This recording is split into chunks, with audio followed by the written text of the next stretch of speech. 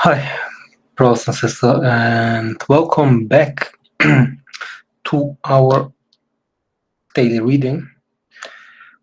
Today we will read the third book of Moses, Numbers, and it's it's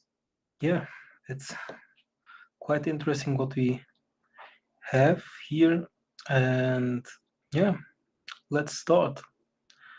We have three parts. Today is the first part. You can see, like in the thumbnail, first part, second, and third part. The first part is preparation for the journey, or from Sinai to Canaan. Then we have sub parts from A to G, and after this, the second part is from A to G also, and the third part is from A to H. So each part has 10 chapters. So today is chapter 1 through chapter 10, then chapter 10, 11 to chapter 22, 1.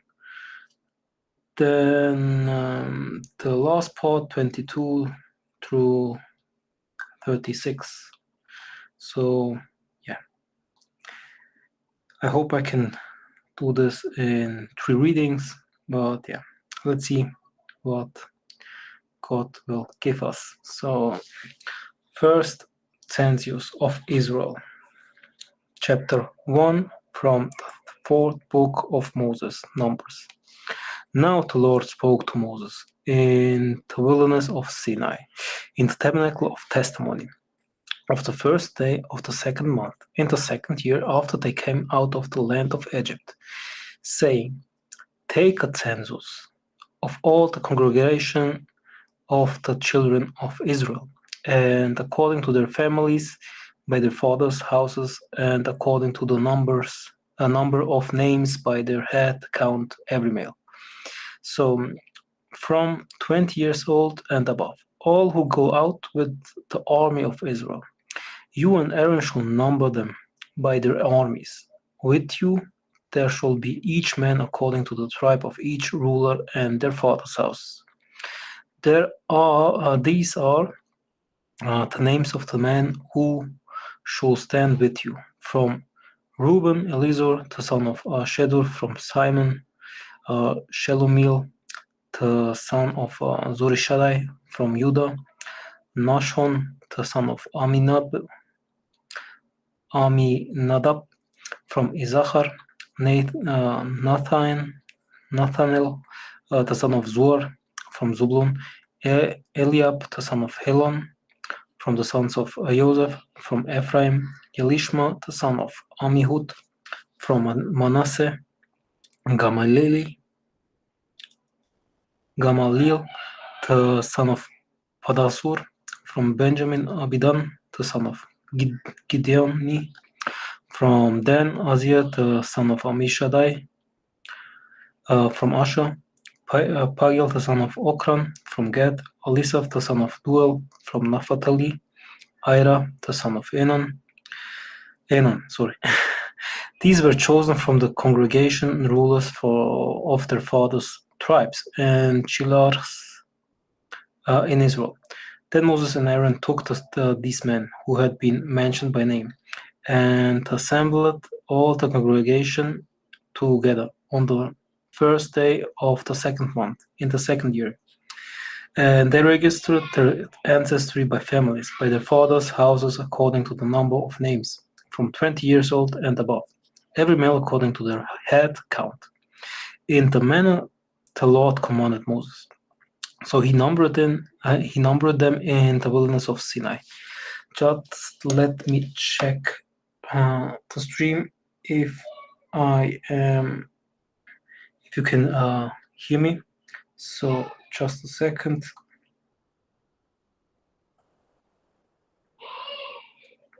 Test.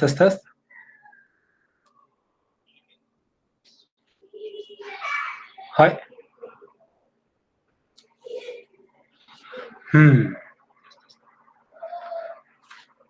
Let's see. I really don't know if you can hear me. So, hi.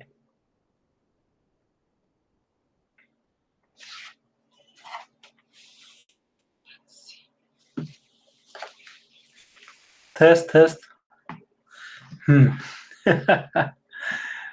I think you can't hear me. So, if you can, just give a little. Oh, there it is. So, okay, my fault. Okay. Yes. There we are. So let's go. I'm sorry. Now they were the children of Reuben, Israel's firstborn son, and their families according to the tribes by the fathers' houses, and according to the numbers of names by the head count. So every male from 20 years old and above, all who were able to go out with the army. Their census from the tribe of Reuben was 46,500. There were the children of Simon and their families according to their tribes and their families' houses, and according to the number of names by their head count. Every male from 20 years old and above, all who were able to go out with the army. Their census from the tribe of Simon was 59,300. They were the children of Judah and their families by their fathers' houses. And according to the numbers of their names and their head count, every male from 20 years old and above, all who were able to go out with the army. Their census from the tribe of Judah was 74,600. These are numbers. They were the children of Issachar, and their families by their fathers' houses, according to the numbers of the names by their head count, every male from 20 years old and above, all who were able to go out with the army. Their census from the tribe of Issachar was 54,400.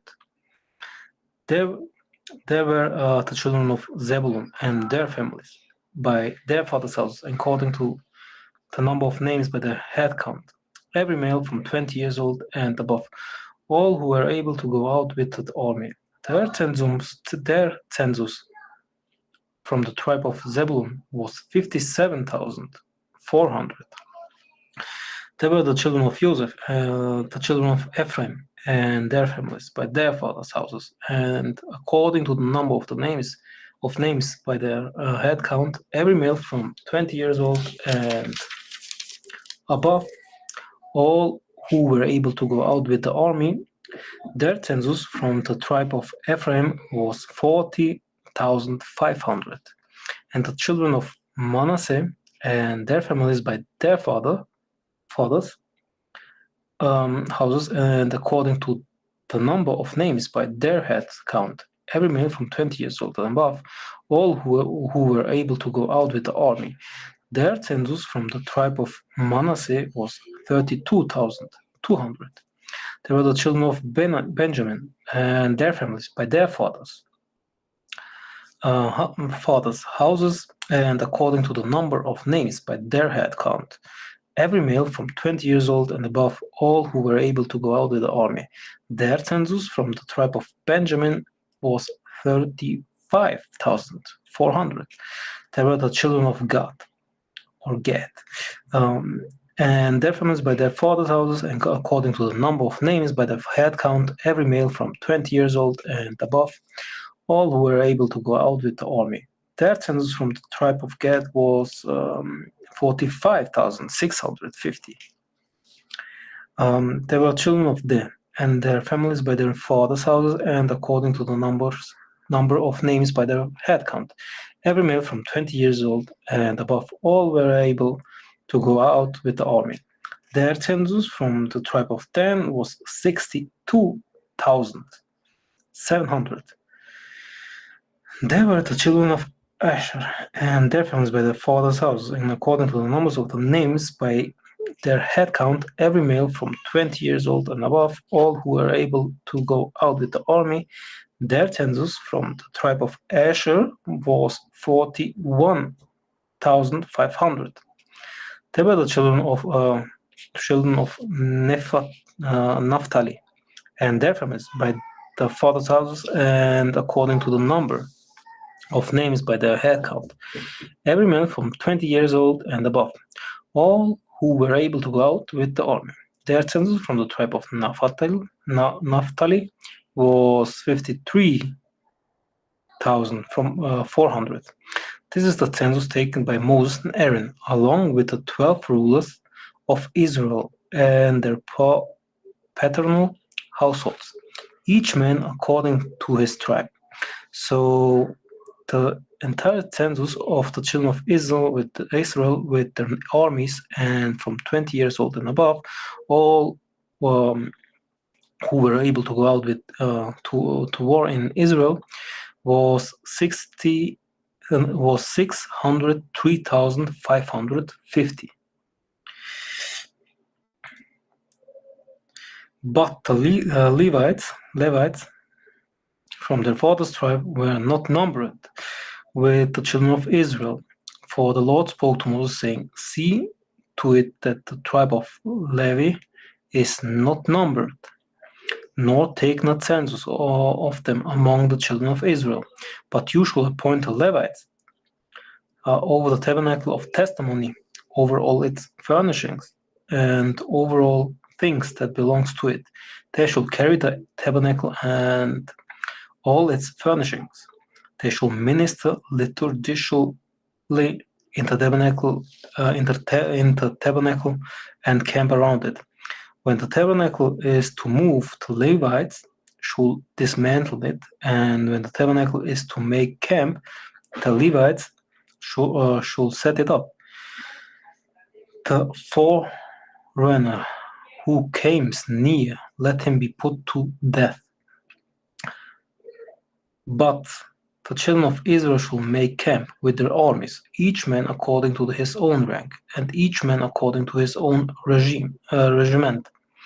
However, the Levites shall camp around the tabernacle of testimony in the Lord's presence, so there may be no sin among the children of Israel. And the Levites themselves shall guard the tabernacle of testimony.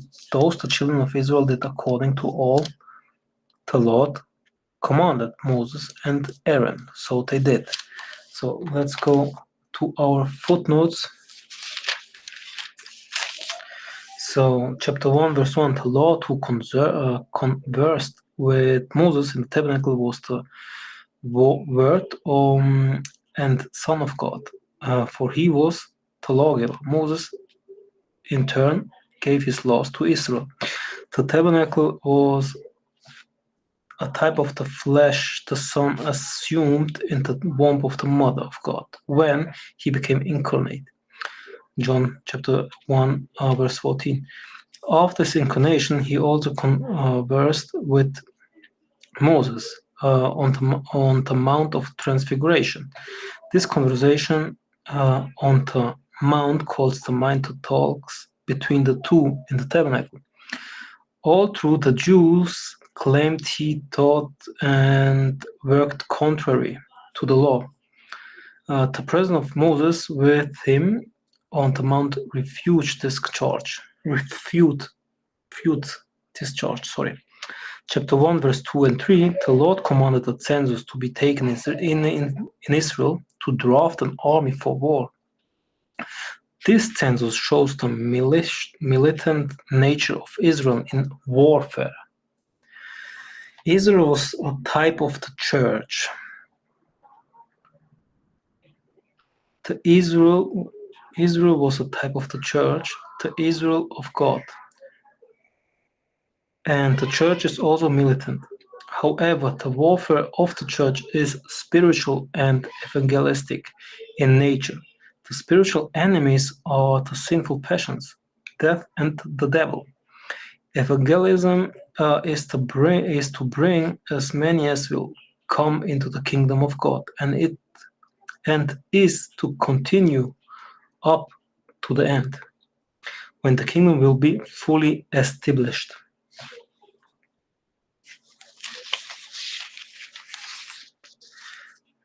So, again, chapter 1, verse 47 through 49, the ministry of the Levites also shown the militant nature of Israel in worship, for they were Israel's clergy.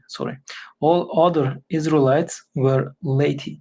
However, both were to be militant in worship, for no one was excused from worshiping the true God. The Levites had their assigned responsibilities in the worship, as did the people. The various responsibilities of both are described in Exodus, Leviticus, Numbers, and Deuteronomy. I never can pronounce it good. So the church also has ordinated clergy on both clergy and laity, are to be militant in worship. For no one is excused from worshiping the true God. The clergy have their assigned duties, and the laity has as well. The various responsibilities of both are described throughout the holy tradition of the church.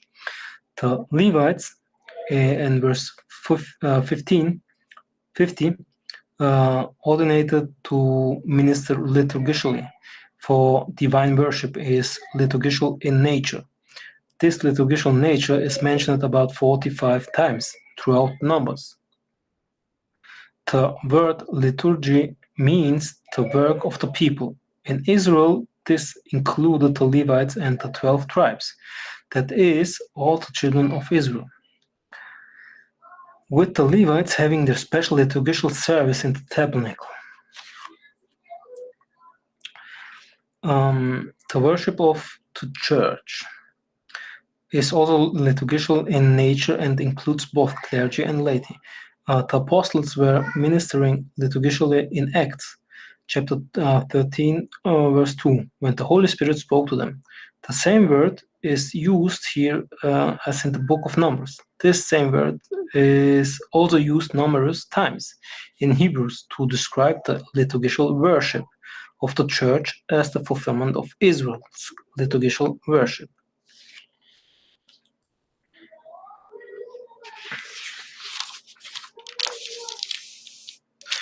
So, and the last verse, 53 from chapter 1, the Lord was present in the midst of Israel's liturgical worship, as he is in the divine liturgy of his holy church. Spontaneity in worship has no biblical precedent.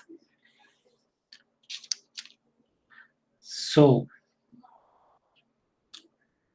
chapter 2, the leadership and tribes in camp. Now the Lord spoke to Moses and Aaron, saying, "Let the children of Israel, each man according to his division and military standard, camp according to their fathers' houses, around and facing the tabernacle of testimony. Those camping first and on the east side shall be the division of Judah with their army, and the ruler of the children of Judah shall be Nahshon, the son of Aminadab. His army was numbered at 74,600. Those camping next to Judah shall be the tribe of Issachar, and the ruler of the children of Issachar shall be Nathanael, the son of Zuar. His army was numbered at 54,400. Also camping next to Judah shall be the tribe of Zebulun, and the ruler of the children of Zebulun shall be Eliab, the son of Helon. His army was numbered at 57,400. All those numbered in the armies from the camp of Judah were 186,400. These should break camp first. On the south side should be the division of the camp of Reuben, with their army, and the rule of the children of Reuben shall be Elizur, the son of Shedor. His army was numbered at 46,500. Those camping next to Reuben shall be the tribe of Simon. And the ruler of the children of Simon shall be Shelumiel, the son of Zurishaddai. His army was numbered at 59,300. Also camping next to Reuben shall be the tribe of Gad. And the ruler of the children of Gad shall be Elisaph, the son of Roel. His army was numbered at 45,650. All those numbered in the armies from the camp of Reuben were 151,450. They shall be the second to break camp. Then the tabernacle of testimony shall move out with the camp of the Levites in the middle of the camps, and the camp, so they shall break camp, each one next by regiment. On the west side shall be the division of the camp of Ephraim with their army, and the rule of the children of Ephraim shall be Elishama, the son of Ammiud. His army was numbered at 40,500. Those camping next to Ephraim shall be the tribe of Manasseh, and the ruler of the children of Manasseh shall be Gamaliel, the son of Padahzur. His army was numbered all 32,200. Also camping next to Ephraim shall be the tribe of Benjamin, and the ruler of the children of Benjamin shall be Abidan, the son of Gideoni. His army was numbered at 35,400. All those numbered in their armies from the camp of Ephraim were 108,100. They shall be the third to break camp. On the north side shall be the division of the camp of Dan, with their army, and the rule of the children of Dan shall be Ahiezer, the son of Ammishaddai. His army was numbered at 62,700. Those camping next to Dan shall be the tribe of Asher. And the rule of the children of Asher shall be Pagiel, the son of Okran. His army numbered at 41,500. Also camping next to Dan shall be the tribe of Naphtali. And the ruler of the children of Naphtali shall be Ashira, the son of Enan. His army was numbered at 53,400. All those numbered in the armies with Dan were 157,600. They shall break camp last with their divisions. This numbering of the children of Israel was according to their fathers' houses. All the numbering of the camps with their armies was 603,550. But the Levites were not numbered with them, as the Lord commanded Moses. Those the children of Israel did all the Lord commanded Moses. So they camped according to their divisions. Those they broke camp, each one by his family, according to their fathers' houses. So let's go to the notes, context. Chapter 2, verse 3, the tribe of Judah camped on the east side of the tabernacle, and Christ will come from the tribe. The word east is a synonym of the word orient, from which the word orientation is derived. The prophet Zechariah prophesied that Christ will be called the East or the Orient. The prophet Malachi said he would rise up from the East, and those calls him the Son of Righteousness. Therefore, every Israelite was to orient his life around Christ, to orient. Likewise, every church member is to orient his life around Christ. Otherwise, he will become disoriented. The church, whenever possible, worships toward the east. looking unto Jesus, the author and finisher of our faith. So it's not only the church which is oriented to the east, so it is also our icons. So our icons must look to the east side. So because from there comes the sun. And if you are at home and you don't know where to hang your icons, just look to east and find a place, a wall, where it's looking to this side. I hope you understand what I mean. So every time you must look to east, and my east is now in my back.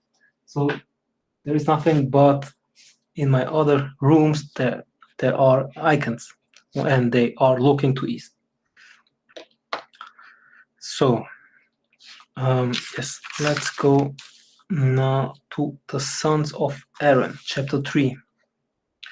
The sons of Aaron. Now these are the genealogies of Aaron and Moses when the Lord spoke with Moses on Mount Sinai. I hope you can see this. I think it's a good quality, but yeah, I need to operate my camera. Now these are the genealogies of Aaron and Moses when the Lord spoke with Moses on Mount Sinai. These are the names of the sons of Aaron: Nadab, the firstborn, and Abihu, Eleazar, and Itamar. These are the names of the sons of Aaron, the anointed priests whom he consecrated to minister as priests. Nadab and Abihu had died before the Lord when they offered strange fire before the Lord in the wilderness of Sinai, and they had no children. So Eleazar and Itamar ministered as priests with Aaron their father. Levites served in the tabernacle. Again, the Lord spoke to Moses, saying, "Bring the tribe of Levi near and present them off before Aaron the priest, so they may minister liturgically with him. They shall perform duties for him and for the children of Israel before the tabernacle of testimony, according to all the works of the tabernacle. They shall also perform duties for all the furnishings of the tabernacle of testimony, and for all the children of Israel, according to all the works of the tabernacle. Those you shall assign to the Levites, to Aaron and his sons, the priest. Those you shall assign the Levites to Aaron and his sons, the priests. They are given entirely to me from the children of Israel. And you shall appoint Aaron and his sons over the tabernacle of testimony, and they shall guard their priesthood and all the things related to the altar and within the veil. But the foreigner who touch these things shall be put to death. Moreover, the Lord spoke to Moses, saying, Now behold, I myself have taken the Levites from among the children of Israel, instead every firstborn who opens the womb among the children of Israel. The Levites shall be a ransom from them. Therefore they shall be mine, because all the firstborn are mine. On the day I struck all the firstborn in the land of Egypt, I sanctified to myself all the firstborn in Israel, from man to cattle. They shall be mine. I am the Lord. So, chapter 3, verse 6 through 9, the tribe of Levi was presented to Aaron as his sons to minister liturgically with them. Their service of the priests and the Levites was on behalf of the children of Israel. Aaron's sons were priests, but Aaron himself was the high priest. The other Levites assisted in the liturgical worship.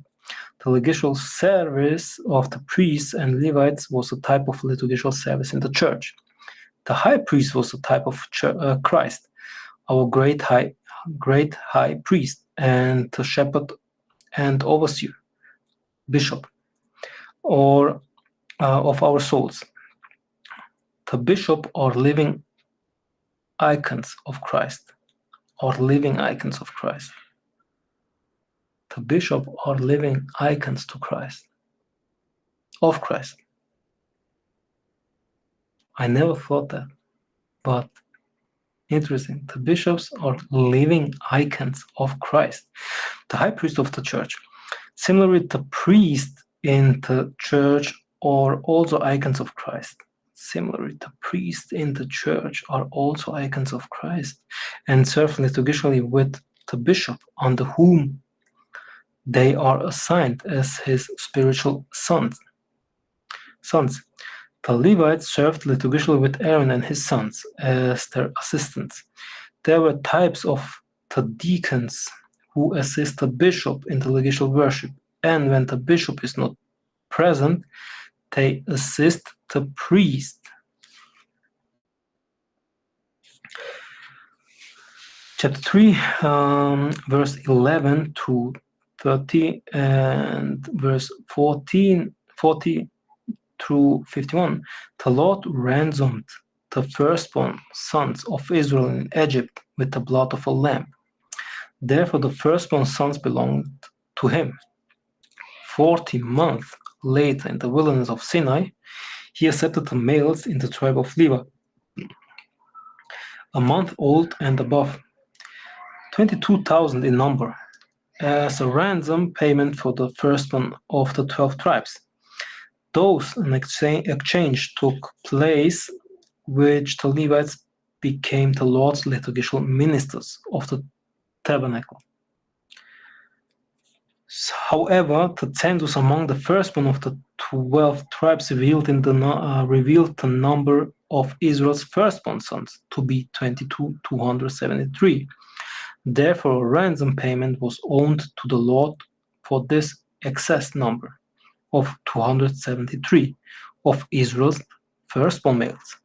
These males were required to ransom themselves by paying the Levites a redemption tax, which totaled 1,365 shekels.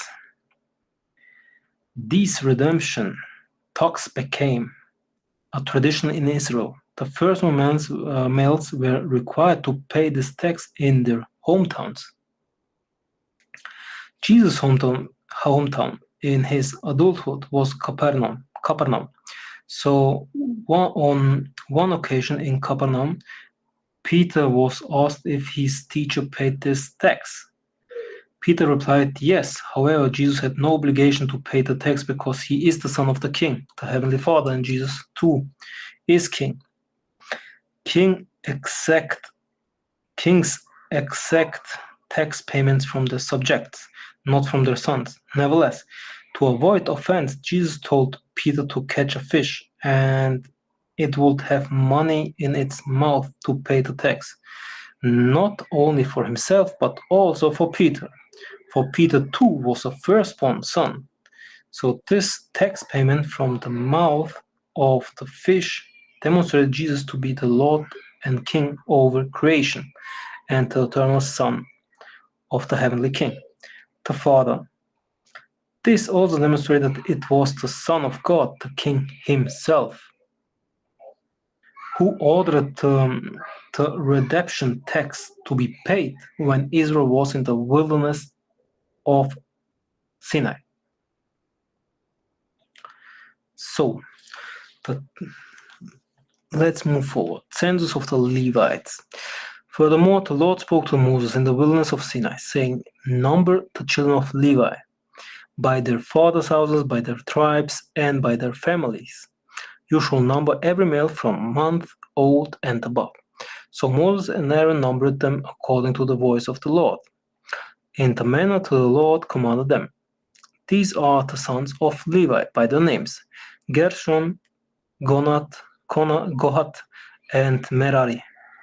These are the names of the sons of Gershon by their tribes, Libni and Shimei, and the sons of Conad by their families, Amram, Izhar, Hebron, and Uziel, and the sons of Merari by their families, Mali and Mushi. These are the tribes of the Levites by their fathers' houses. From Gershon came to the tribe of the Lebaonites and the Shemites. These are the families of the Gershonites. Their census, according to the number of all the males from a month old and above, was 7,500. The children of the Gershonites were to camp behind the tabernacle along the west side.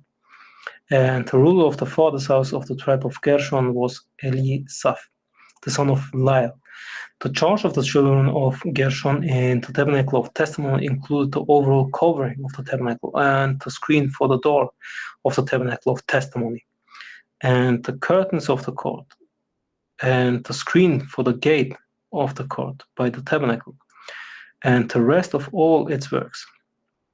From Quad came the tribes of the Amorites, the Izharites, the Hebronites, and the Uzzielites.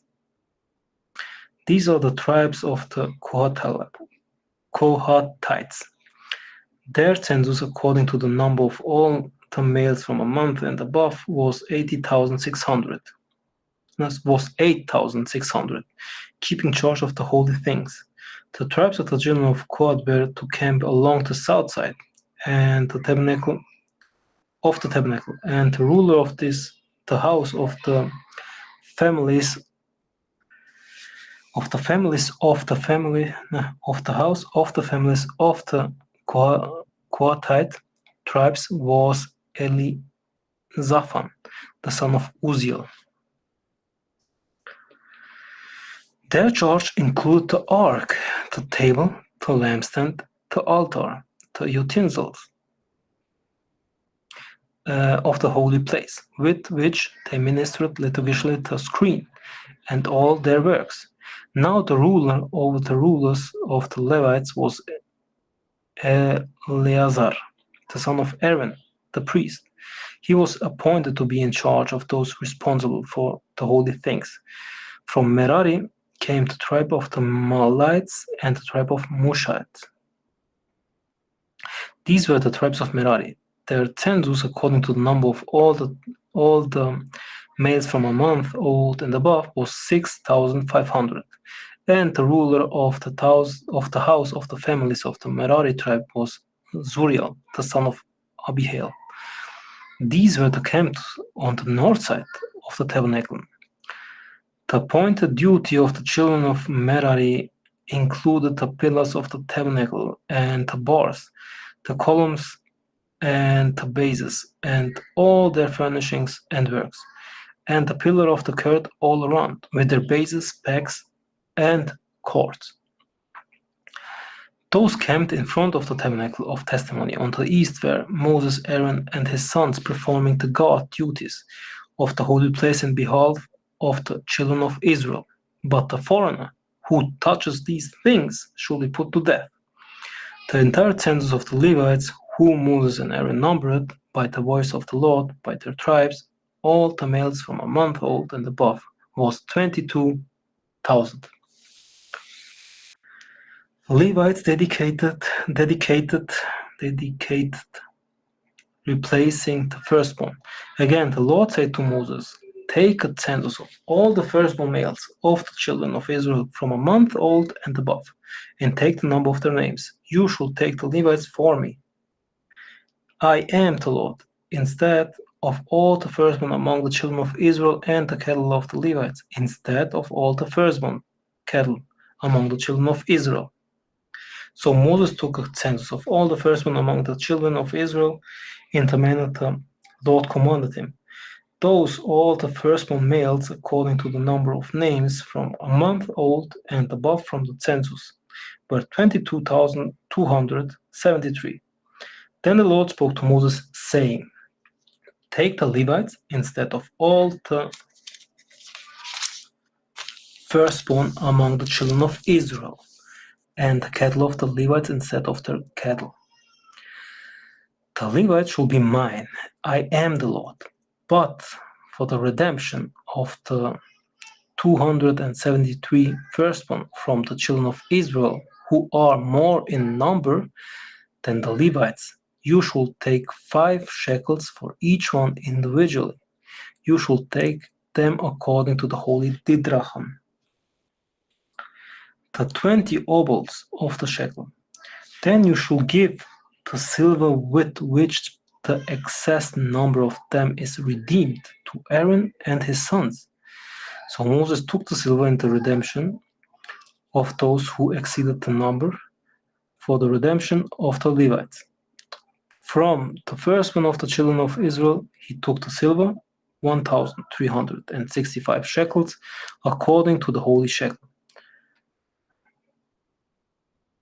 Then Moses gave the redemption money for those in excess to Aaron and his sons, according to the voice of the Lord, in the manner the Lord commanded Moses.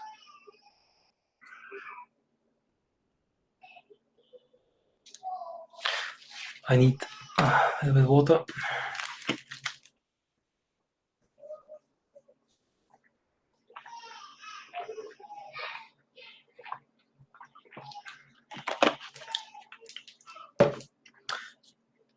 Chapter 4, Service of the Sons of Kohath. The Service of the Sons of Kohath. Chapter 4. So, hi. I see there are some people in Rumble. And in Twitch, of course, is one. Nice to meet you. If you have some questions, just write in the chat. And if you want to see something, if you want to read something from the Orthodox Bible, I can look for you. And yeah, let's go further. The service of the sons of Kohath, chapter 4. The Lord spoke to Moses and Aaron, saying, take a sum total of the sons of Kohath from among the children of Levi, by the tribes and the houses of their families, from 25 years and old above, even to 50 years old, all who enter the legislative service to do all the works in the tabernacle of testimony. These are the works, the most holy things of the sons of Kohath in the tabernacle of testimony when the camp prepares to journey. Aaron and his sons shall enter and take down the overshadowing veil and cover the ark of the testimony with it. They shall put on it a blue leather covering, and on top of this they shall spread an entirely blue cloth, and then insert the carrying poles. On the tabernacle of presentation they shall spread a cloth all of purple and put on it the dishes, the censers, the cups, and the bowls of puring the drink offerings, and the perpetual loaves shall be on it. They shall spread over it a sacred cloth, and they shall cover it with a blue leather covering, and then insert its carrying poles. Then they shall take a blue cloth and cover the lampstand of the light, with its lamps, its wick trimmers, its funnels, and all its oil vessels with which they minister legally. Then they shall put it with all its vessels in a covering of blue leather, and put it on a carrying pole. Over the golden altar they shall spread a blue cloth, and they shall cover it with a covering of blue leather, and then insert its carrying poles. Then they shall take all the vessels of liturgical service with which the minister liturgically in the holy things, put to them in a blue cloth covered with blue leather covering, and put them on carrying poles. Also they shall put the covering on the altar and spread the cloth entirely of purple over it. They shall put on it all its vessels with which they minister liturgically there, the fire pans, the forks, tabots, the cover, and all the vessels of the altar. And they should spread on it a covering of blue leather, and insert it carrying poles.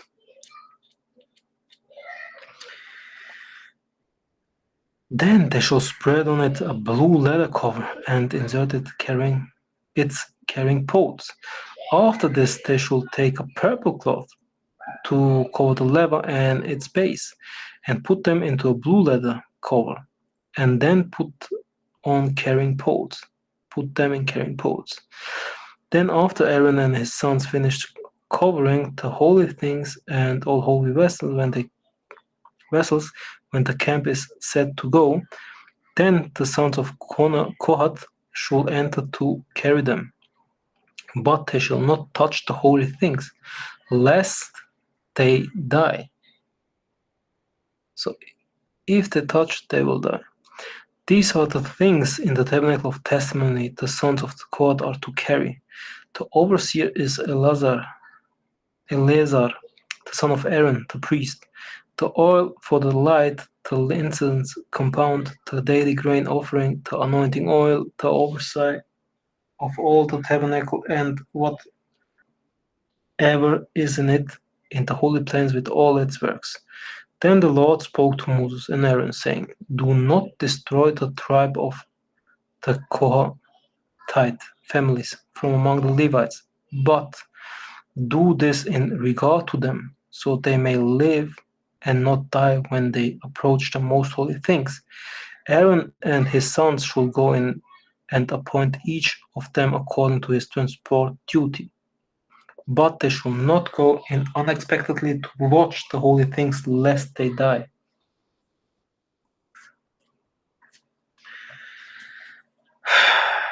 Okay. Context. Chapter 4, verse 1, 16, and 29. Gershon, Kohath, and Merari were the sons of Levi. Exodus chapter 6, 16. Their lineage in turn would be assigned as the liturgical ministers of the tabernacle. The scripture refers to the tabernacle and its liturgical service of worship by various words, all of which shows the temporal nature of the worship. These scripture passages are as follows. Exodus 25:40, also quoted in Hebrew chapter 8:5. See to it that you make all things according to the pattern shown you on the mountain. Hebrew chapter 8:5. The priest serves the copy and shadow of the heavenly things. Hebrew chapter 9:23. Therefore it was necessary that the copies of the things in the heavens should be purified with these. Hebrew chapter 9:9. It was symbolic for the present time in which both gifts and sacrifices are offered. Hebrew chapter 9:24. For Christ has not entered the holy place made with hands, which are copies of the true, but into heaven itself, now to appear in the presence of God for us. Hebrew chapter 10:1. For the law having a shadow of the good things to come. Hebrew chapter 11:19. From which Abraham also received Isaac, in a figurative sense. The various words therefore are pattern, copy, shadow, figure, and symbol, all of which carry the same meaning, namely one level of reality that represent and it's fulfilled in another and greater level. Therefore, the Old Testament liturgical service of worship was temporal in nature and is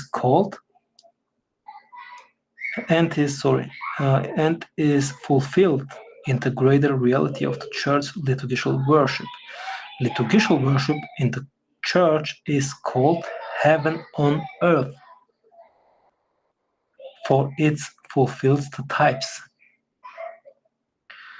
Chapter 4, verse 5, the overshadowing veil was a type of the life-giving flesh of Christ. Hebrew chapter 10, verse 20. So, for Christ is God in the flesh. Therefore, his holy body and blood give eternal life to those joined in union and communion with him.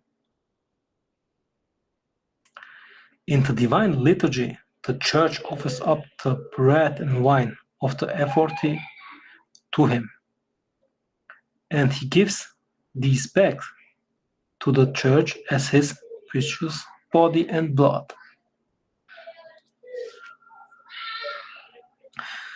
Verse 7 in chapter 4, the table of presentation was located in the holy place of the tabernacle. Among its furnishings were the bowls for pouring the drink offerings of wine, and the perpetual laws of bread. The bread and the wine on the table of presentation were types of Christ's body and blood in the Eucharist. A type is one level of reality that represents and is fulfilled in another and greater level, which is called the antitype. Thus, the bread and wine on the table of presentation represented and are fulfilled in Christ's body and blood in the Eucharist.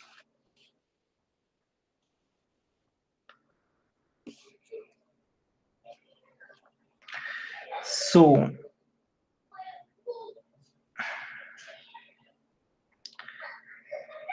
where were we? So, Tenants of Levites. Yeah, chapter 5. Let's see, chapter 5. So, chapter 5, let's see what can I do here. Do we have something? Text? Nope. No campaign.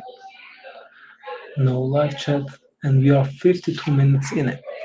And we are on chapter 5. We have some work to do. No, not work, but yeah, some study. The unclean are isolated. Chapter 5. Now the Lord spoke to Moses, saying, Command the children of Israel to put out of the camp every leper, everyone who has an involuntary discharge of the semen, and whoever becomes defiled by a corpse. You shall put out both male and female. You shall put them outside the camp, so they may not defile their camps, in the midst of which I dwell. So the children of Israel did so, and sent them outside the camp, as the Lord commanded, or as the Lord spoke to Moses, So the children of Israel did. And this was verse 4. Confession and restitution, yes. Again, the Lord spoke to Moses, saying, Speak to the children of Israel, saying, when a man or woman commits one of the sins that humans commit and actually disregard a neighbor, that soul has committed a trespass. Then he shall confess openly the sin he committed. He shall make restitution for his trespass in the capital amount, plus 1/5 of it, and repay the one who wronged it. But if the man has no close relative to make restitution on his behalf for the trespass, the restitution for the wrong shall go to the Lord for the priest, in addition to the ram of the atonement, with which atonement is made for him. Every offering that is sanctified among the children of Israel, which they bring to the Lord for the priest, shall be his. So the sanctified offerings of each man shall be his, whatever any man gives. The priest shall be his.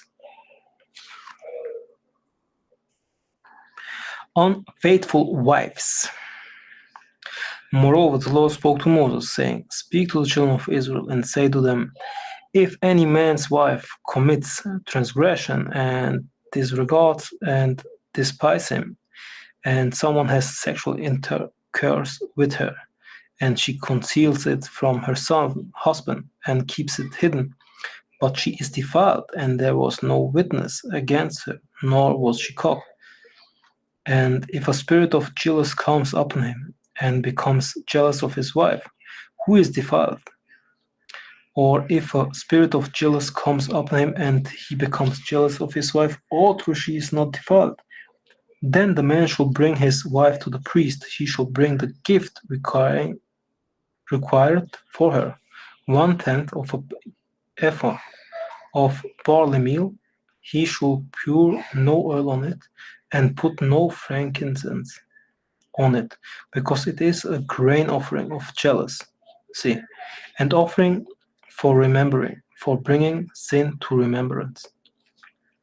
Then the priest shall bring her near and set her before the Lord.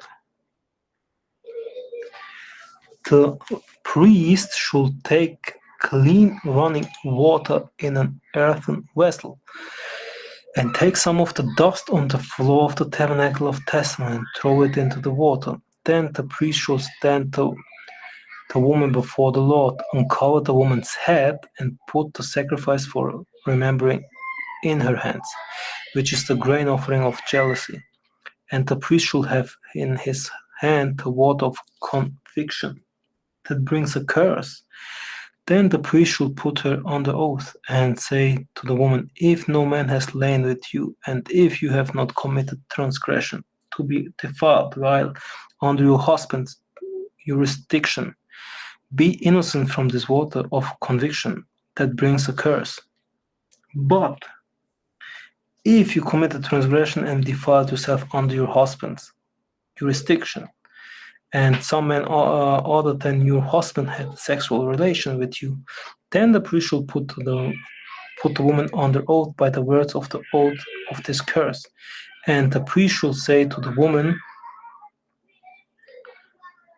Lord, make you a curse and on oath among your people, when the Lord makes your thing rot and your belly swell.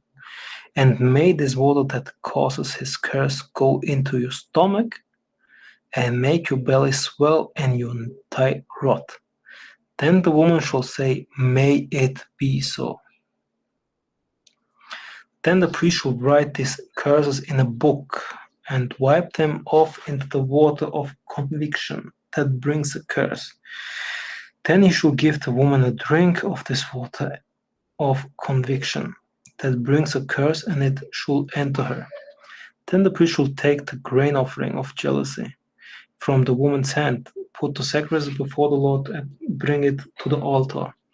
And the priest shall take a handful of the sacrifice as its memorial portion,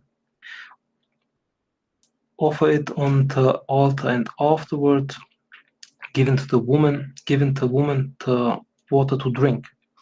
So it shall be, if she is defiled, but kept it hidden from her husband, then the water of conviction that brings a curse will enter her, and her belly will swell.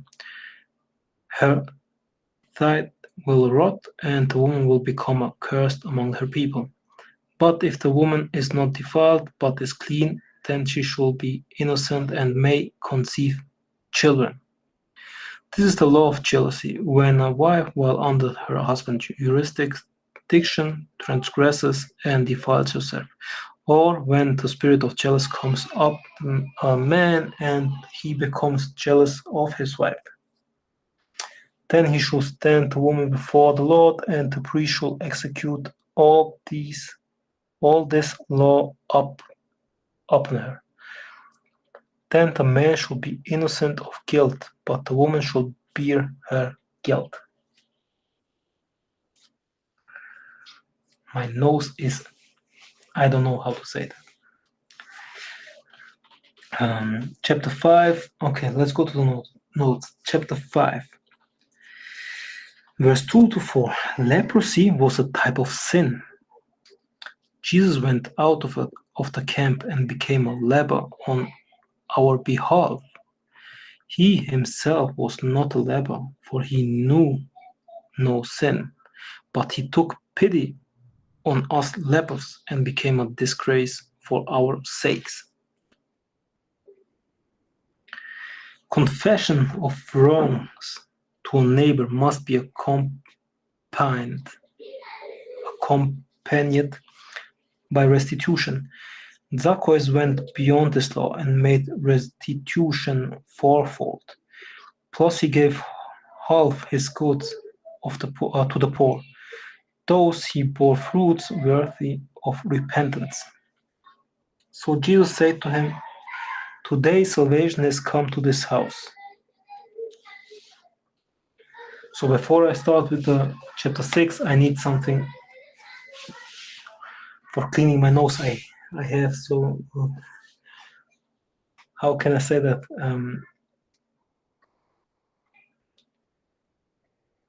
Like ants. Just a second.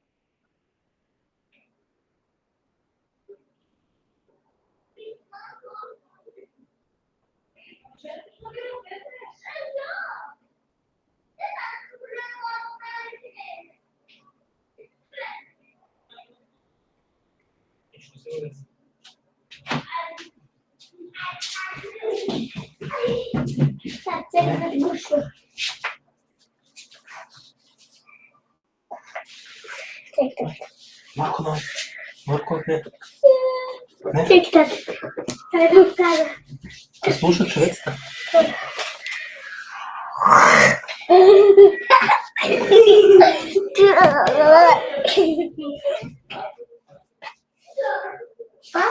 Ciao.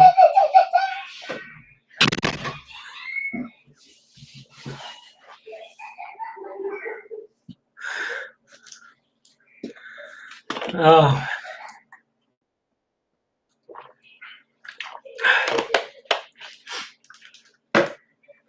Chapter 6. Law concerning woes. Now the Lord spoke to Moses, saying, "Speak to the children of Israel and say to them, when either a man or woman vows an extraordinary vow to sanctify himself as one of purity to the Lord,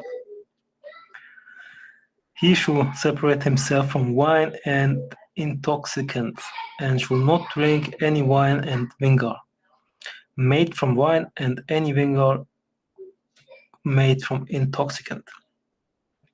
Neither shall he drink anything made from grapes, nor eat fresh grapes or raisins. All the days of his separation he shall eat nothing that is produced by the grapevine, from seed to skin. So all the days of his vows of purification, no razor shall come upon his head, till the days are fulfilled for which he vowed to the Lord. He shall be holy. Then he shall let the locks of the hair of his head grow. All the days of his vow to the Lord he shall not go near a dead body. He shall not defile himself even for his father or his mother, for his brother or his sister, when they die, because the vow of his God is on his head. All the days of his vow, he shall be holy to the Lord. But if anyone dies very suddenly near him on the spot, the head of his vow shall be defiled, and he shall shave his head. on the day of his cleansing. On the 7th day he shall shave it. Then on the 8th day he shall bring 2 turtle doves or 2 young pigeons to the priest to the door of the tabernacle of testimony. Then the priest shall make one a sin offering and the other a whole burnt offering, and make atonement for him, concerning which he sinned in regard to the corpse. And he shall sanctify his head that day.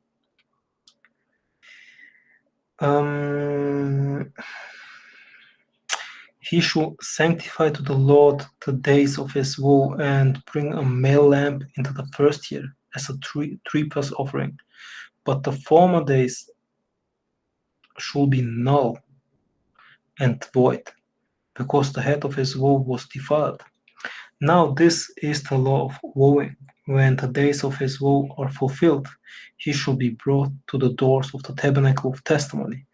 Then he shall offer his gift to the Lord, 1 male lamb in its first year without blemish as a whole burnt offering, 1 ewe lamb in its first year without blemish as a sin offering, 1 ram without blemish as a peace offering, a basket of unleavened bread of fine flour prepared with oil, and unleavened cakes mixed with oil, and their grain offering with their drink offerings. Then the priest shall bring these things before the Lord and offer his sin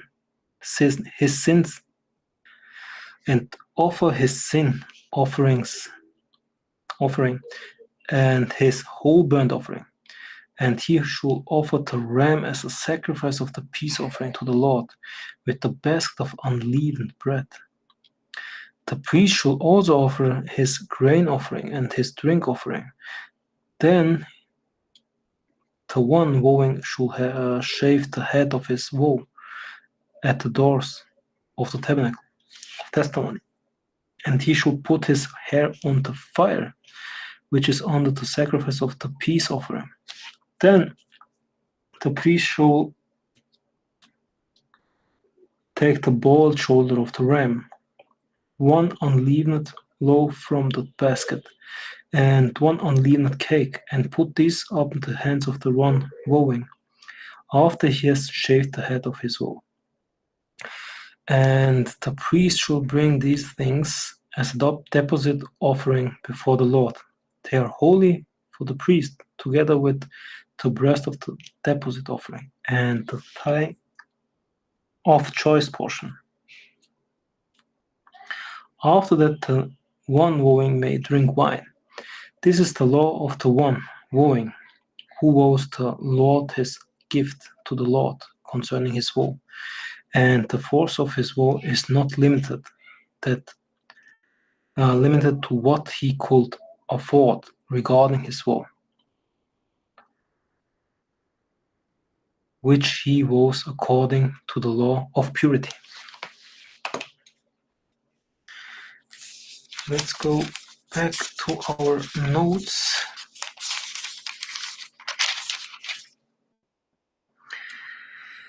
Chapter 6, verse 2. An extraordinary vow was a vow not required by the law of Moses.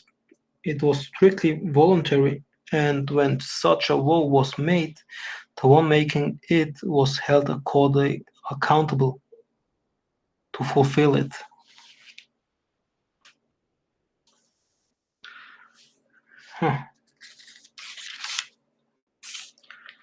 The priest blessing.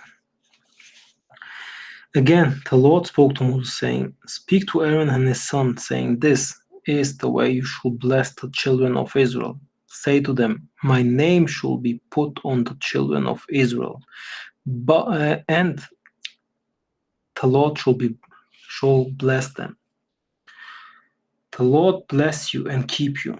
The Lord make his face shine upon you and be merciful to you. The Lord lifts up his countenance upon you and give you peace."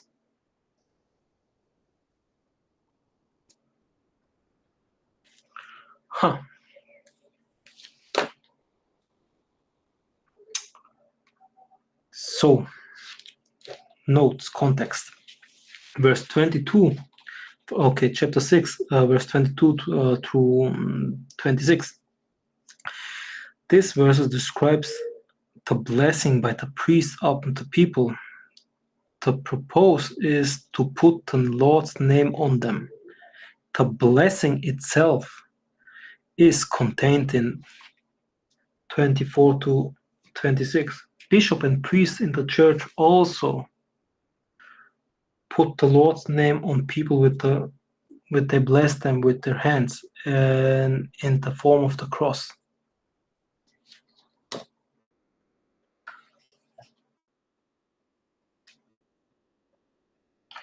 Let me check something.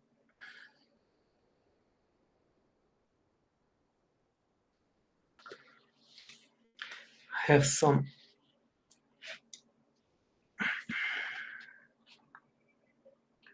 So, let's go to chapter 7. The leaders offerings. Chapter 7. Now it came to pass on the day Moses finished setting up the tabernacle. He anointed and sanctified it and all its vessels, and the altar and all its vessels. Those he anointed and sanctified these things. Then the rulers of Israel, the 12 rulers of their fathers' houses, who were the rulers of the tribes and were in charge of the census, brought gifts. They brought their gifts before the Lord, 6 covered carts and 12 oxen, a cart for every 2 of the rulers, and for each one a young bull, and they presented them before the tabernacle. Then the Lord spoke to Moses, saying, receive these things from them, so they may be used in doing the works of liturgical service in the tabernacle of testimony. And you shall these things to the Levites, to every man according to his liturgical service. Those Moses took the carts and the oxen and gave these things to the Levites. 2 carts and 4 oxen he gave to the sons of Gershon according to their liturgical service, and 4 carts and 8 oxen he gave to the sons of Merari according to their liturgical service under the authority of Itamar, the son of Aaron, the priest. But the son of Kohath he gave none, because the liturgical service had to do with the holy place, which they carried on their shoulders. The order of the offerings. Now the ruler brought their gifts, the dedication of the altar and the dedication of the altar on the day it was anointed. So the rulers brought their gifts before the altar. For the Lord said to Moses, they shall bring gifts on ruler each day, 1 ruler each day, for the dedication of the altar. So the one who brought his gift first day was Nashon, the son of Aminadab, ruler of the tribe of Judah. The gift he brought was 1 silver bowl. Its weight was 130 shekels, and 1 silver cup of 70 shekels, according to the holy shekel. Both of them full of fine flour, prepared with oil for a grain offering. 1 gold censer of 10 shekels full of incense. 1 young bull from the oxen, 1 ram and 1 male lamb in its first year, I'm so sorry, for a whole burnt offering. 1 male kid from the goats for a sin offer, and for the sacrifice of peace offerings, 2 young heifers, 5 rams, 5 male goats, and 5 ewe lambs in their first year.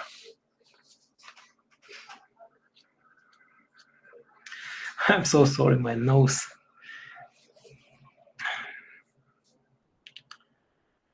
Господи помилуй, Господи помилуй, Господи помилуй. This was the gift of Nashon, the son of Aminadab.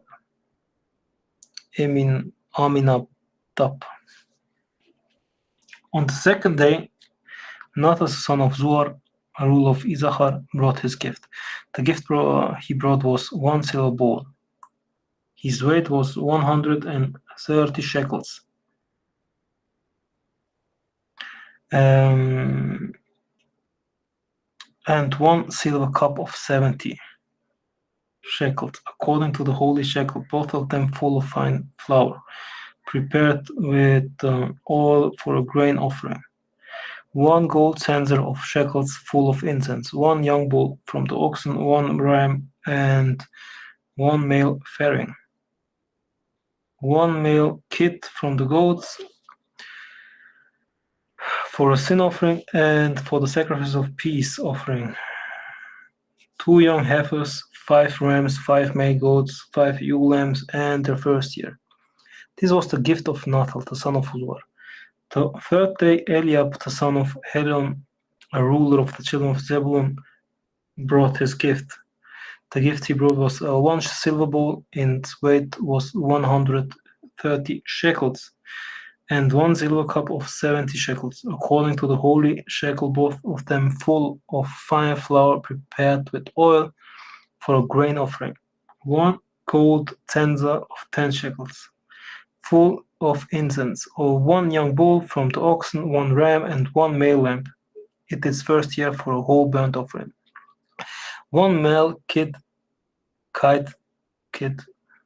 from the goats for a sin offering, and for the sacrifice of peace offering, 2 young heifers, 5 rams, 5 male goats, and 5 ewe lambs in their first year. This was the gift of Eliab, the son of Helion. On the fourth day, Elizur, the son of Shedor, ruler of the children of Reuben, brought his gift. The gift he brought was 1 silver bowl. Its weight was 130 shekels, and 1 silver cup of 70 shekels, according to the holy shekel, both of them full of fine flour, prepared with oil for a grain offering. 1 gold censer of 10 shekels, full of incense. 1 young bull, 1 ram, 1 male lamb in its first year for a whole burnt offering. 1 male kid from the goats for a sin offering. And for the sacrifice of peace offering, 2 young heifers, 5 rams, 5 male goats, and 5 ewe lambs in the first year. This was the gift of Elizur, the son of Shedor. On the 5th day, Shelumiel, the son of Zurishaddai, ruler of the children of Simon, brought his gift. The gift he brought was 1 silver bowl. Its weight was 130 shekels, and 1 silver cup of shekels, according to the holy shekel, both of them full of fine flour, prepared with oil for a grain offering. 1 gold censer and 10 shekels, full of incense. 1 young bull from the oxen, 1 ram, and 1 male lamb in its first year for a whole burnt offering. A male kid from the goats, and for a sin offering. And for the sacrifice of peace, 2 young heifers, 5 rams, 5 male goats, and 5 ewe lambs in their first year. This was the gift of Shelumiel, the son of Zurishaddai.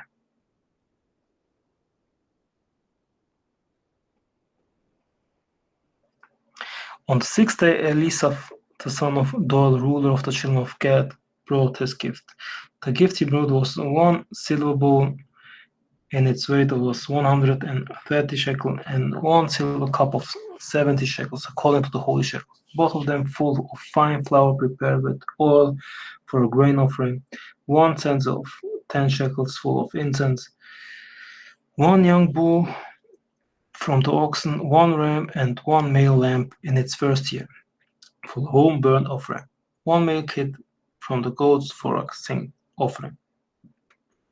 And for the sacrifice of peace offerings, 2 young heifers, 5 rams, 5 male goats, and 5 ewe lambs in their first year. This was the gift of Elisaph, the son of Doel. On the seventh day, Elishma the son of Ammiud, ruler of the children of Ephraim, brought his gift. The gift he brought was one syllable in its weight, 130 shekels, and one silver cup of 70 shekels according to the holy shekel, both of them full fine flour prepared with oil for a grain offering, one gold census of the 10 shekels full incense, one young bull from the oxen, one whole burnt offering, one man kid from the goats for a sin offering, and for the sacrifice of peace offerings, 2 young heifers. 5 rams, 5 male goats, and ephraim in the first year. This was the gift of Elishma, the son of Emmet. On the 8th day, Gamaliel, the son of ruler of the children of Manasseh, brought his gift. The gift he brought was one syllable, in its weight was 130 shekels, and one silver cup of 70 shekels, according to the holy shekel, both of them full of fine flour prepared with oil for a grain offering. One gold census of 10 shekels, full of incense, one young bull, one ram, one male lamb in its first year for a whole burnt offering, one male kid from the goats for sin offering, and for the sacrifice of peace offerings, 2 young heifers, 5 rams, 5 male goats, and 5 ewe lambs in their first year. This was the gift of Gamaliel, the son of Pezur. On the 9th day, Abadian, the son of Gideoni, ruler of the children of Benjamin, brought his gift. The gift he brought was one syllable, in its weight was 130 shekels, one silver cup of 70 shekels according to the holy shekel, both of them full of fine flour prepared with oil for a grain offering, one gold census of 10 shekels full of incense, one young bull, one ram, and one male lamb in its first year for a whole burnt offering, one male kid from a goat from the goats for a sin offering, and for sacrifice of peace offering, 2 young heifers, 5 rams, 5 male goats, and 5 ewe lambs in their first year. This was the gift of Abidan, the son of Gideoni.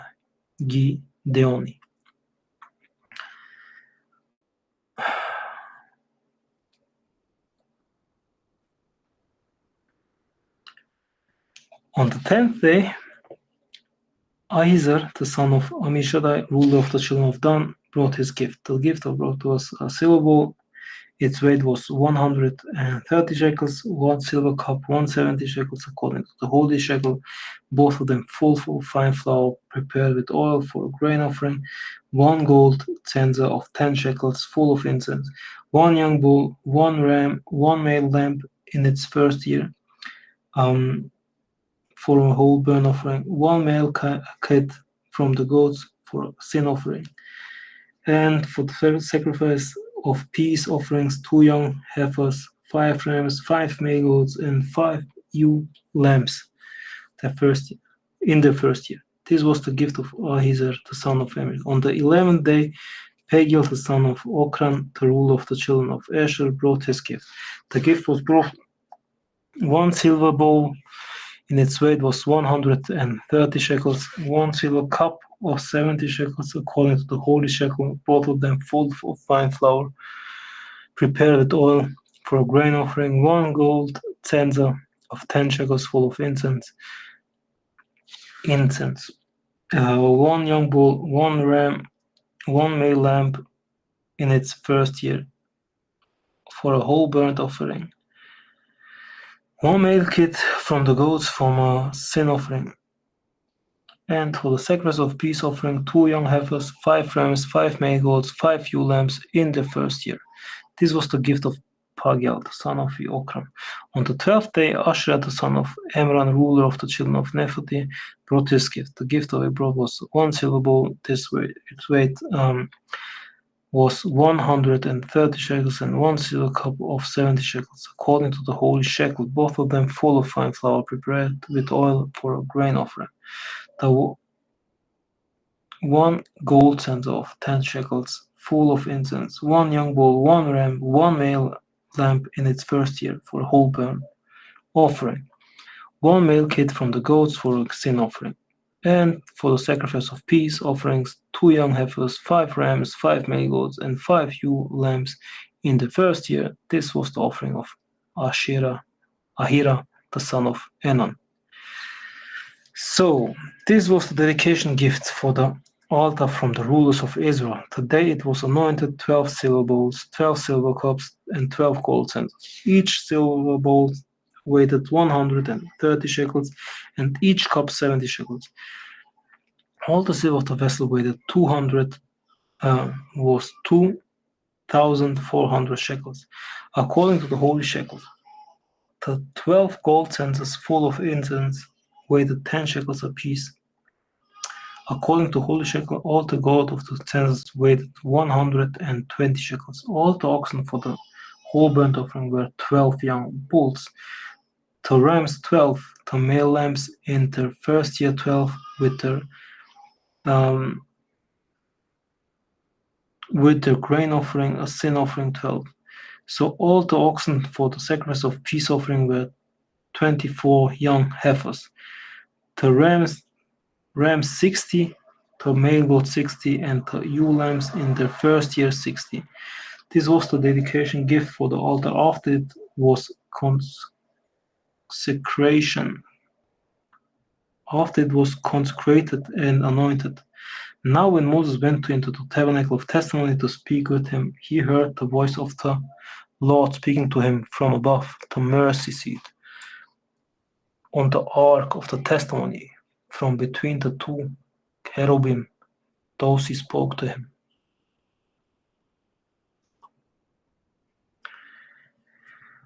Arranging the lamps. How much do we have? Okay.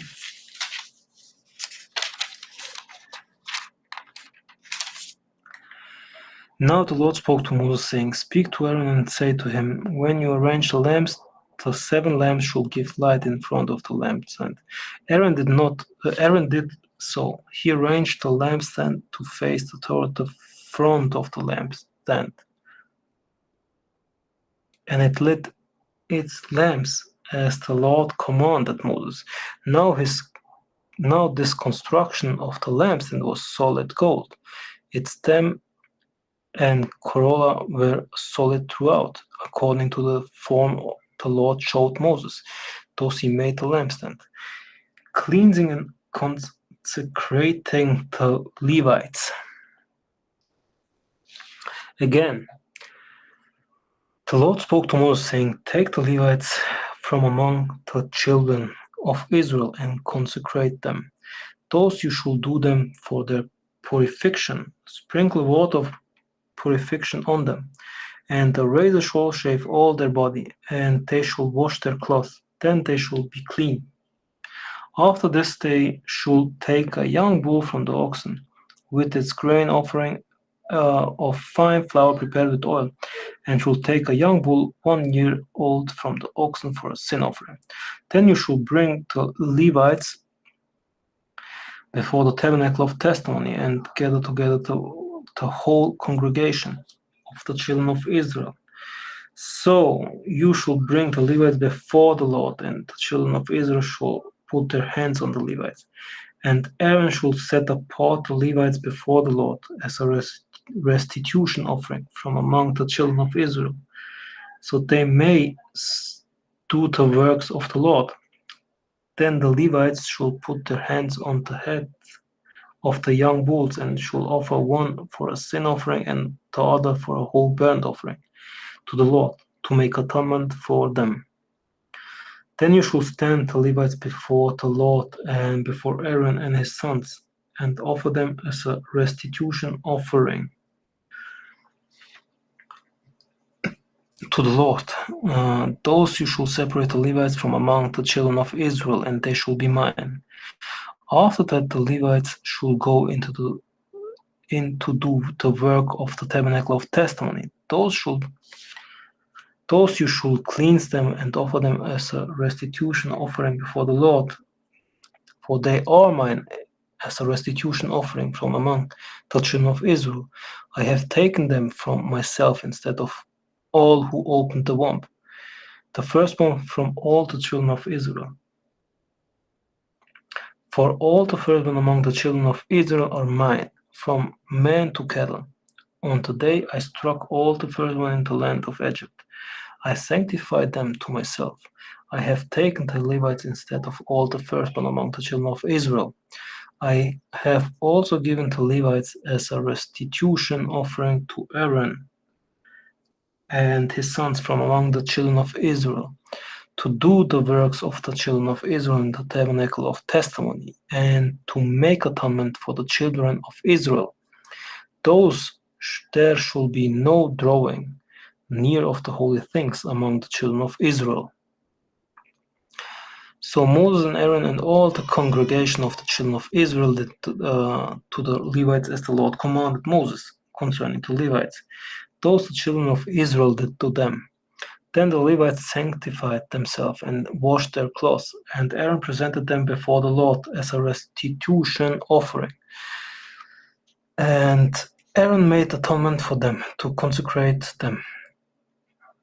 After that, the Levites went into the minister, into liturgical service in the tabernacle of testimony before Aaron and his sons, as the law commanded Moses concerning the Levites, so did to them. Moreover, the Lord spoke to Moses, saying, "This is what pertains to the Levites. From 25 years old and above they shall enter the work in the tabernacle of testimony, and at the age of 50 years they shall cease doing liturgical service. They shall work no more. His brother shall minister liturgically in the tabernacle of testimony to do guard duties, but he shall not do the works. Those you shall do to Levites regarding their duties." So context, chapter 8, verse 6, 7, and 19. In the liturgical service of worship, the children of Israel could not draw near holy things, for their bodies were not purified by the water of purification, as were the Levites. Under the new covenant, the Levites are the clergy of the church who officiate at the altar. However, in the liturgical service of worship, both clergy and laity draw near the heavenly holy of holies by the blood of Jesus.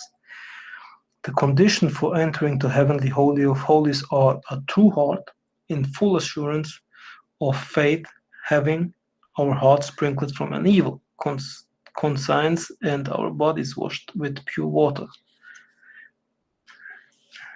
Hebrews chapter 10, verse 22. So, chapter 9, the second Passover.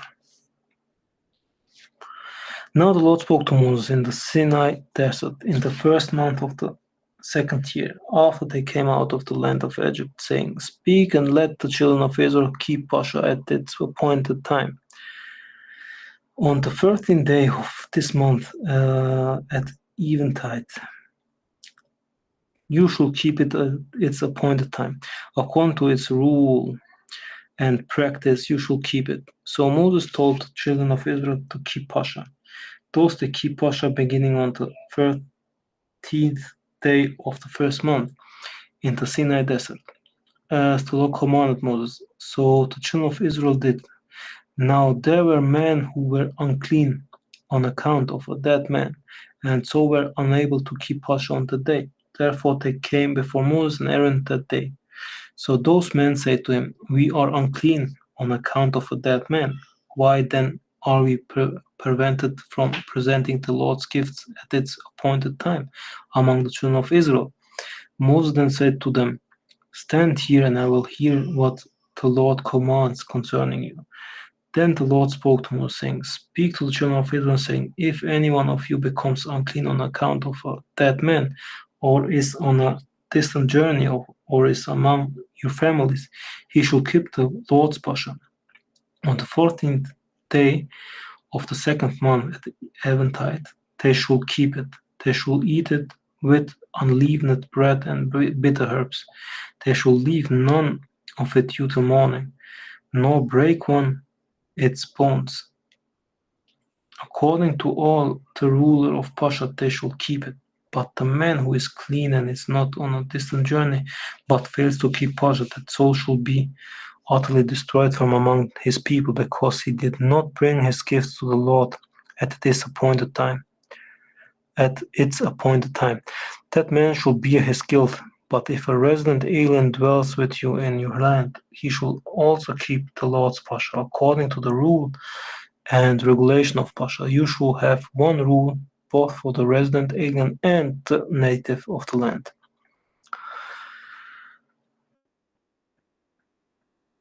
The cloud and fire. Now on the day the tabernacle was raised up, the cloud covered the tabernacle. The cloud covered the tabernacle, the house of the testimony, from eventide until morning. It was on the tabernacle like the form of fire, so it was always the cloud covered it by day and the form of fire by night. Whenever the cloud ascended from the tabernacle after the children of Israel broke camp, and the place where the cloud stood, there the children of Israel made camp. At the command of the Lord, the children of Israel will make camp. At the command of the Lord, they will break camp. All the days the cloud overshadowed the tabernacle, the children of Israel would encamp. Even when the cloud would continue many days on the tabernacle, the children of Israel would obey God's orders and not break camp. So it will be whenever the cloud will overshadow the tabernacle a number of days, at the voice of the Lord, they would encamp. And at the command of the Lord, they will break the camp.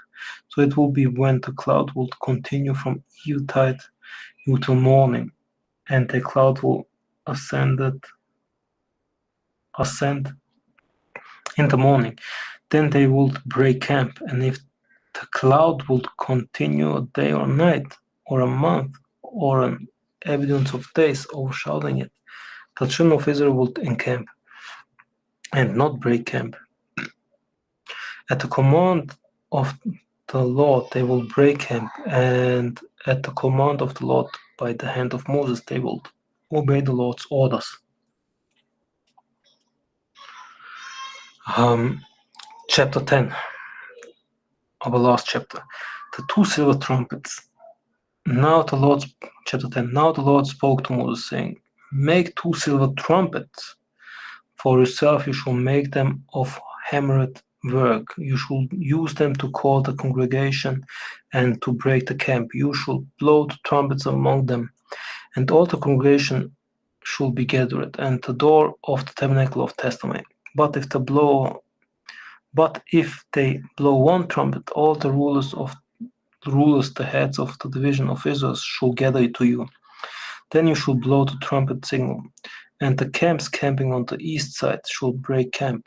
Again, you shall blow the trumpet signal a second time, and the camps camping on the south side shall break camp. And you shall blow the trumpet signal a third time, and the camps camping on the west side shall break camp. And you shall blow the trumpet signal a fourth time, and the camps camping on the north side shall break camp. They shall blow the trumpet signal when they break camp. Then, when you have gathered the congregation together, you shall blow the trumpet, but not the trumpet signal. The sons of Aaron, the priest, shall blow the trumpets, and this shall be your custom perpetually throughout your generation. If you should go to war in your land against the enemy who oppresses you, you shall sound the trumpet signal, and you will be remembered before the Lord, and you will be saved from your enemies. Also in the days of your gladness, and in your feast, and at the beginning of your month, you shall blow the trumpets over your whole burnt offering, and the sacrifice of your peace offerings. and they shall be remembrance for you before you God. I am the Lord, your God. Moving on from the camp. Now it came to pass on the 20th day, on the second month.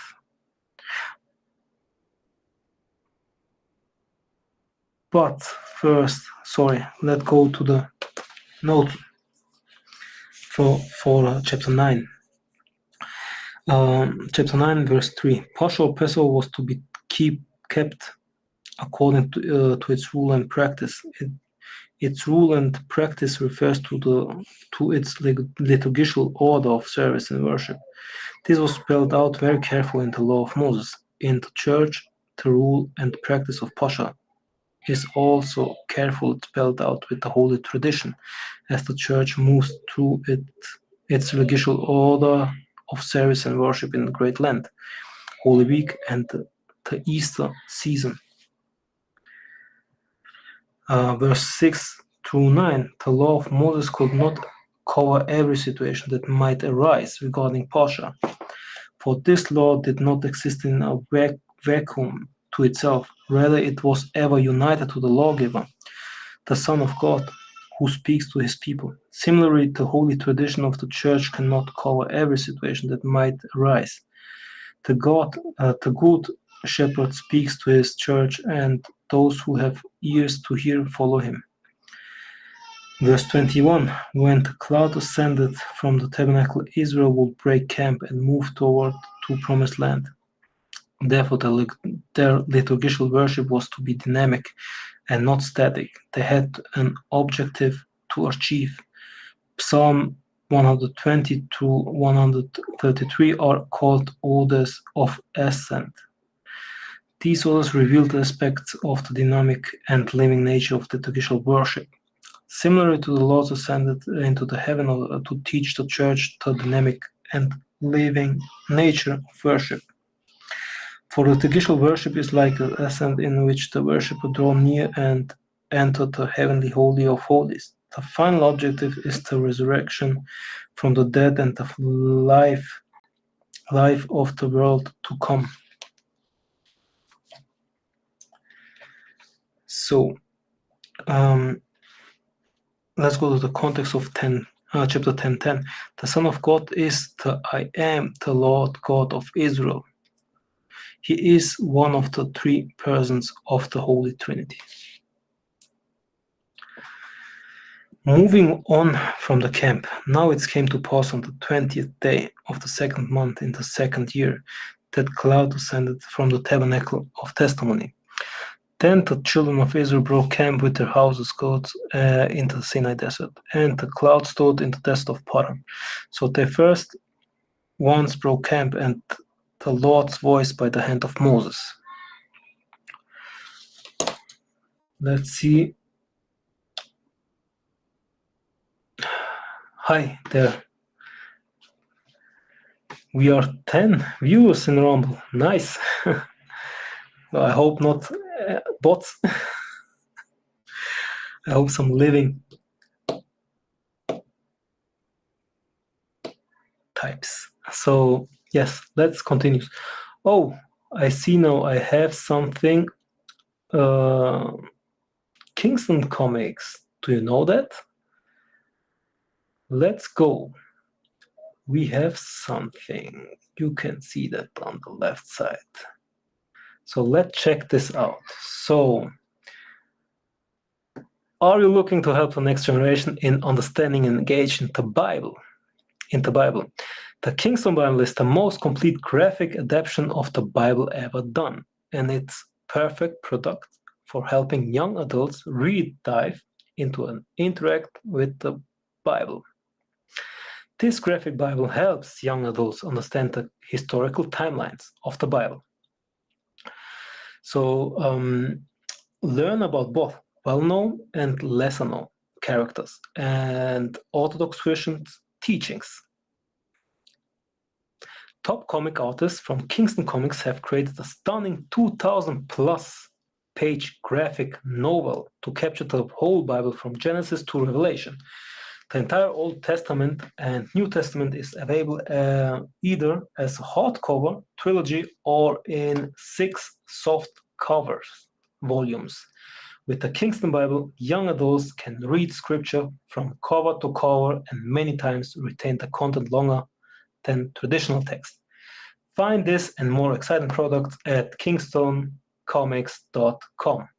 So, thank you, Kingston Comics, for your offer, and save 20 on the Kingston Comic Trilogy with this QR code. Thank you again. So, then let's read. Yes, 10:10. So now Moses said, no, we don't want it. So it was 22nd tabernacle. So the brothers of first came to over the armies, tribe of the region, have a son of Helion, the son of. Okay, where does we was? I have forgot where he was. Where was I? Moses, the division of the camp, children of Judah was the first. Okay. I know, again. Sorry. Moving on from the camp. Now it came to pass on the 20th day on the 2nd month, in the 2nd year, that the cloud descended from the tabernacle of testimony. Then the children of Israel broke camps with their household, God in Sinai desert, and the cloud stood in the desert of Paran. So the first ones broke camp, and the Lord's voice by the hand of Moses. The division of the camp of the children of Judah was the first to break camp with their army. And over the army was Nashon, the son of Aminadab. Over the army of the tribes of the children of Issachar was Nethal, the son of Zuar. Over the army of the tribe of the children of Zabulon was Eliab, the son of Helon. Then the son of Gershon and the sons of Merari took down the tabernacle and broke camp. Carrying the tabernacle after this, the division of the camp of Reuben broke camp with their army. And over the army was Elizur, the son of Jedor. Over the army of the tribe of the children of Simon was Shelomiel, the son of Zuri Shaddai. Over the army of the tribe of children of Gad was Elisaph, the son of Doel. Then the son of Kohath broke camp carrying the holy things, and they would set up the tabernacle before their arrival. After this, the division of the camp of the children of Ephraim broke camp with their army, and over their army was Elishama, the son of Amihud. Over the army of the tribe of the children of Manasseh was Gamaliel, the son of Pedasur. Over the army of the tribe of the children of Benjamin was Abidan, the son of Gideon. Then the division of the camp of the children of Dan, the last of all the camps with their army, broke camp, and over their army was Ahizar, the son of Ammishaddai. Over the army of the tribe of the children of Asher was Pagiel, the son of Okran. Over the army of the tribe of the children of Naphtali was Ashira, the son of Enan. These were the armies of the children of Israel, and they broke camp with their armies. Now Moses said to Hobab, the son of Reuel, the Midianite, Moses' father-in-law, we are breaking camp for the place the Lord spoke of, saying, I will give it to you. Come with us, and we will treat you well, for the Lord spoke good things concerning Israel. However, he said to him, I will not go, but I will depart my land and to my relatives. But he replied, do not leave us, because you were with us in the desert, and you will be an elder among us.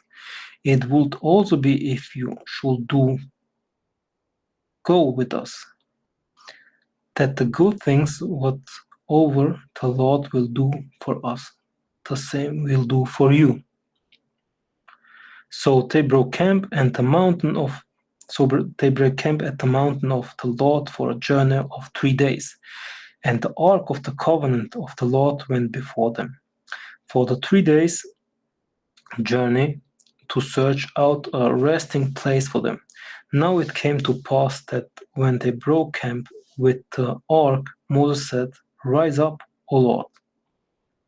Let your enemies be scattered, and let all who hate you flee." And when the ark rested, he said, "Return, O Lord, to the many thousand in Israel." The cloud also overshadowed them by day when they broke camp. So this was the first part, but we have one context notes. Chapter 10, verse 29. Moses informed his brother-in-law of the proposed for breaking camp. It was the head for the place to the Lord spoke of. This place was Canaan, the land of promise. For the church, the land of promise is the kingdom of God, the fullness of which will be realized in the world to come. As the church passes through this present world, she partakes of the kingdom to the extent of the grace she experiences and expresses. In this sense, the church is God's kingdom in this world, and she will be his kingdom in the fullness sense in the new world. Verse 33 through 36. Rise up, O Lord, was foreshadowing of Christ's resurrection and return, O Lord, of his second coming. So, we are done now with the first part of Numbers, and it was quite a lot to read. And the next chapters will be also, I think, 10 chapters as well. So, part 1, 1 to 10, part 2, to journey from Sinai to the plains of Moab, is from chapter 10, 11 through 22, 1. Then the third part on the plains of Moab from 22 to 36. So this is a lot. So again, thank you for listening. I hope you enjoyed it. And I hope next time there will be more listeners. And I hope also you can write something in the chat to have a little conversation and to show you something in our Bible, Orthodox Bible. And if you want to know something, I can go and look for it if you are interested in the Orthodox Bible. If not, I will close it now because I am a little bit late today. It's 8 a.m. It's late p.m. and our kids are a little bit, hyperactive. So, guys, again, if you want to know something, I can just look at it right now. If not, have a nice day. Have a nice evening. May God bless you, brothers and sisters. And again, thank you for listening. You are amazing. May God bless you. Thank you. See you next time. Bye.